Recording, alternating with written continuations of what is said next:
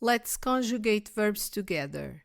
Verb pedir, to ask, in the present, no presente do indicativo. Eu peço, I ask. Tu pedes, you ask. Ele pede, he asks. Ela pede, she asks. Você pede, you ask. Nós pedimos, we ask. Eles pedem, they ask. Elas pedem, they ask.